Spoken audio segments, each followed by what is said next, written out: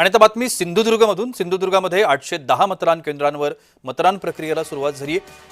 महिला मतदारांसाठी खास सखी मतदान केंद्र देखील या ठिकाणी उभारण्यात आले आहे। जिल्ह्यामध्ये 8 ठिकाणी सखी मतदान केंद्रांची उभारणी करण्यात आली आहे।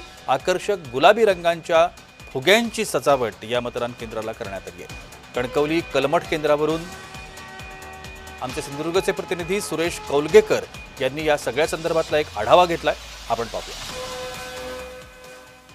सिंधुदुर्ग जिल्ह्यात सकाळपासून बघितलं तर मतदानाला वेग आलेला दिसतोय। मी कणकवली येथे आहे आणि कणकवली येथे सखी केंद्र आहे, त्या केंद्रावर आलेलो आहे।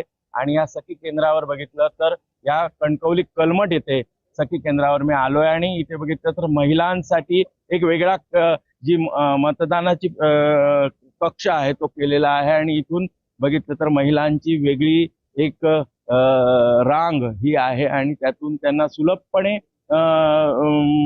मतदान करण्यात यावं यासाठी हा निवडणूक आयोगाचा एक वेगळा उपक्रम आहे। आणि इथे बघितलं तर महिला आहेत, आपल्या छोट्या बाळासहित इथे महिला आलेल्या पाहायला मिळतात आणि इथे महिलांची एक वेगळी व्यवस्था इथे करण्यात आलेली आहे। आणि बघितलं तर सिंधुदुर्ग जिल्ह्यात 8 ठिकाणी अशा ज्या प्रत्येक तालुक्यात एक असं सखी केंद्र स्थापन करण्यात आलंय।